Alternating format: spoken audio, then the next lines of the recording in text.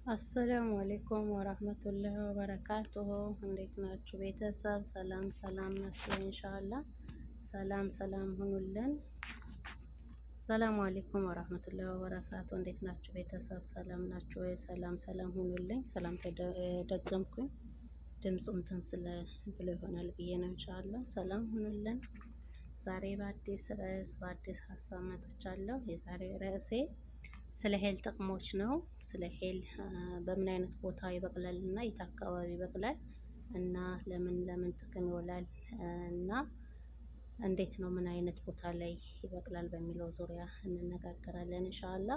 ሄል ብዙ ጥቅም አለው፣ ብዙ ፋይዳዎች አሉት።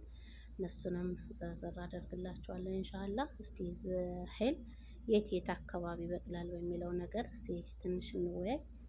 ሄል በብዛት የሚበቅለው ህንድ ሲሆን በስፋት የሚመረቱበት ሀገሮች ደግሞ ህንድም ይመረታል፣ ስሪላንካ እና ታንዛኒያ ናቸው ማለት ነው። ይህ ተክል በአንድ ቦታ ላይ እጅግ ብሎ የሚበቅል ተክል ነው። ተክሉም ለም አፈር በሆነ ቦታ ላይ የሚበቅል ነው። የተክሉም ግንድ የለውም፣ ነገር ግን እንደ እንሰት ነው። እንደ እንሰት ቅጠሉ ሲደራረብ ግን እንደ ግንድ ይሆናል ማለት ነው። ቅጠሉ ሲደራረብ ነው እንደ ግንድ የሚሆነው ማለት ነው። ይህ ተክል ደግሞ በደንብ ይህ ተክል ብዛት የሚበቅልበት ቦታ ያው እንዳልኳችሁ ህንድ ነው። የእህል ማሳ ሲዘራ ቦታ መመረጥ አለበት ማለት ነው። ይህም ቦታ አመራረጣቸው ንፋስ የማያጠቃው ቦታ መሆን አለበት ማለት ነው። ግንድ ስለሌለው ቅጠሉም ደግሞ ቀለል ያለ ስለሆነ የእህል ማሳ ሲዘራ በቀጥታ ለንፋስ እንዳይገለጥ መጠንቀቅ ይኖርባችኋል ማለት ነው። ምክንያቱም ሰብሉ በንፋስ በቀላሉ ስለሚጠቃ ነው።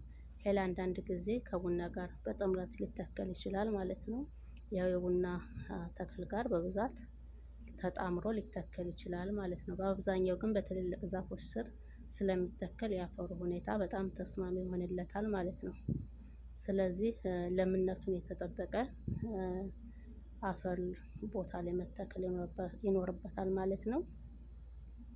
ያው ሄል ወደ ቸኮሌት ወይም ቸኮሌት የሚጠጋ በቂ ጥልቀት ያለው ውሃ የማይቋጥር የረግረግነት ጸባይ ያለው ቦታ ላይ መተከል ይኖርበታል ማለት ነው። የረግረግ ያለበት ቦታ ላይ መሆን አለበት ማለት ነው። ያው ለሄሉ እድገት ተስማሚ ስለሆነ ማለት ነው። እንደዛ ያለ ቦታ ላይ ሄሎች ቢተከሉ ጥሩ እና ውጤታማ ይሆናል ማለት ነው። ያው ሄል ምን አይነት አካባቢ ይስማማዋል? በአጠቃላይ ሄል እርጥበታማና ከፍተኛ ሙቀት መጠን ባለባቸው የሀገሮች አካባቢ ሊበቅል ይችላል ማለት ነው። አሁን እኛ አካባቢ ይብቀል ቢባል እንደ ሙምኪን ቴፒ የሚባል አካባቢ ሊበቅል ይችላል። ትንሽ ሞቃታማ ስለሆነ ወደዛ ማለት ነው። በእነዚህ ቦታዎች ጋር ተቀራራቢነት ባላቸው አካባቢዎች ይስማማዋል ማለት ነው። ይሄን ይመስላል። እስቲ ጥቅሞቹ ደግሞ ምን ምን ናቸው? ያው ይህ ጥቅሞቹ ብዙ ፋይዳዎች ብዙ ጥቅሞች አሉት። በሻይ ቅመምነት እንጠቀመዋለን። በቅመማ ቅመሞች ላይ ብዙ ጊዜ እንጨምረዋለን።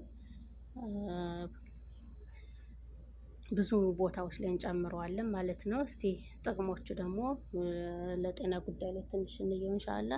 ለደም ግፊት በጣም ጥሩና ጥሩ ፋይዳ ያለው ነው። በፋይበር እና በዳዩቲክ የበለጸገ ስለሆነ የደም ግፊትን በከፍተኛ ደረጃ ይቀንሳል ማለት ነው። አስምንም ያክማል። የአስም ማከሚያ ለአስም ህሙማን በጣም ጠቃሚ እንደሆነ ይነገራል ማለት ነው። ያው ለብሮካይት እና ለደረቅ ሳል እንደ ተፈጥሯዊ መፍትሄ ሆኖ ያገለግላል ማለት ነው። ሳል ላለባችሁ ሰዎች በጣም ጥሩ መፍትሄ ነው። የደም ግፊት ላለባችሁም ጥሩ መፍትሄ ነው ማለት ነው። ሌላኛው ደግሞ የቆዳ አላርጂክ ህክምና ጸረ ባክቴሪያ ባህሪ ስላለው የቆዳ አላርጂክን ለማከም እንደ አንቲስፔቲክ ሆኖ ያገለግላል ማለት ነው። ሌላኛው ደግሞ ለራስ ቆዳ፣ ለፀጉር እድገትና ለፀጉር ቆዳ ጤንነት በጣም ጠቃሚ ነው። በጸረ ኦክሳይድ ባህሪዎች የሄል ዘይት የፀጉር እድገትን ያፋጥናል ማለት ነው። የሄል ዘይት በአካባቢያችሁ ካገኛችሁ የፀጉርን እድገትን ያፋጥናል። ፀጉር ተሎ እንዲረዝም ርዝመቱ ያው ብዙዎቻችን ፀጉራችን ረዥም እንዲሆን እንመኛለን እና የሄል ዘይት ካገኛችሁ በአካባቢያችሁ ለራስ ቅልም ለቆዳችንም ጥሩ ተስማሚ ነው። ፀጉራችንም ደግሞ ተሎ እንዲረዝምልን ይረዳናል ማለት ነው። ተጠቀሙት። የቆዳ አለርጂክንም ያነሳልናል። ለምሳሌ እንደ ፎረፎር፣ ሌላም የተቆጣ የቆዳችን ላይ አካባቢ ካለም ጥሩ ነው ማለት ነው። ያው ለራስ ቆዳ፣ ለፀጉር እድገትና ለፀጉር ቆዳ ጤንነት በጣም ጠቃሚ ነው። በጸረ ኦክሳይድ ባህሪዎች የሄል ዘይት የፀጉርን እድገት ያፋጥናል ማለት ነው። የሄል ዘይት ከንፈራችን በደረቀበት ሰዓት እንዲለሰልስልን ያደርግልናል ማለት ነው። ከንፈራችን ለማለስለስ በተለይ ደግሞ አንዳንዴ ብርድ በሆነ ሰዓት ከሀገራችን ላይ ከንፈራችን የመሰነጣጠቅ ባህሪ ያለው እሱ የሄል ዘይት ከተገኘ በደንብ አድርጎ በቀባችሁ ሰዓት ያለሰልስልናል ማለት ነው። ሌላኛው ደግሞ ለአፍ ውስጥ ጤንነት፣ ለጉሮሮ ኢንፌክሽን፣ ጉሮሯችን ላይ ቶንሲል የሚዞን ከሆነ ሌላም ቁስለት ካለ ለአፍ ውስጥ ቁስሎች፣ ተላላፊ አፍ በሽታዎችን ያክማል ማለት ነው። ለአፍ ውስጥ ጤንነት፣ ለጉሮሮ እና ለአፍ ውስጥ ቁስሎች፣ ተላላፊ በሽታዎችም ካሉ ተላላፊ ስል ተላላፊ የአፍ በሽታዎች ለምሳሌ እንደ ጉፋን ወይ ደግሞ ቶንሲል ወይ ደግሞ ሌላ ነገር ሊሆን ይችላል። ብቻ ኢንፌክሽንን በደንብ አድርጎ ያክማል። ተላላፊ ነገሮችንም ያክማል ማለት ነው። ሌላኛው ጸረ ሴፕቲክ ከሴፕቲክ ኢንፌክሽን የሚመጡ ቁስሎችን ይከላከልልናል ማለት ነው። ኢንፌክሽን የሚፈጥሩ ቁስሎችን ይከላከልልናል። ሌላኛው ደግሞ ወደ መጨረሻ በበሽታ አምጪ ተህዋሲያንን ይዋጋል። በውስጥ ያሉ የባክቴሪያ፣ የቫይረስ፣ የፈንገስ እድገትን ይገታል ማለት ነው። እንዳይራቡ ይገታቸዋል። ተሎ ቦታቸውን ተራብተው ኢንፌክሽን እንዳይፈጥሩ ፈንገስንም ተሎ ያስወግድልናል ማለት ነው። ብዙ ጊዜ ፈንገስ እንደዚህ አካባቢያችን እንደዚህ በእግራችን አካባቢ የሚወጣለ እሱንም ለማስወገድ በጣም ጥሩ መፍትሄ ነው ማለት ነው። እና ይህን ይመስላል። በሄል ዘይት መታሸት የአእምሮ ውጥረትን ለማስታገስ ለመገጣጠሚያ እና ለጡንቻ ህመም ፈጣን እፎይታ አለው ማለት ነው። ፈጣን እፎይታ ይሰጣል።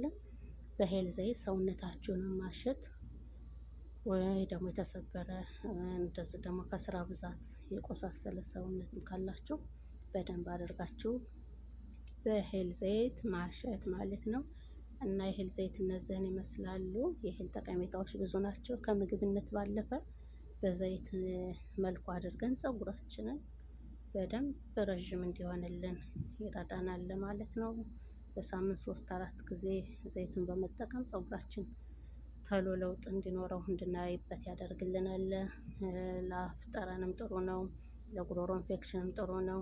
ለብዙ ነገሮች ጥሩ ነው። የሄል ጥቅሞች እነዚህን ይመስላሉ። አበቃቀላቸውም ያው እንደነገርኳችሁ በህንድ አካባቢ እና ታንዛኒያ በብዛት ይበቅላሉ። የሄል ጥቅሞች እነዚህን ይመስላሉ። በቀጣይ በሌላ ርዕስ በሌላ ሀሳብ እስከምንገናኝ ሰላም ሁኑ። ላይክ ሰብስክራይብ ማድረጋችሁን አትርሱ። ሰላም አለይኩም ወራህመቱላሂ ወበረካቱ። ሀሳብ አስተያየትም ካላችሁ ኮመንት ላይ ያስቀምጡልን ኢንሻአላህ። አብሽሮ። ሰላም አለይኩም ወራህመቱላሂ ወበረካቱ።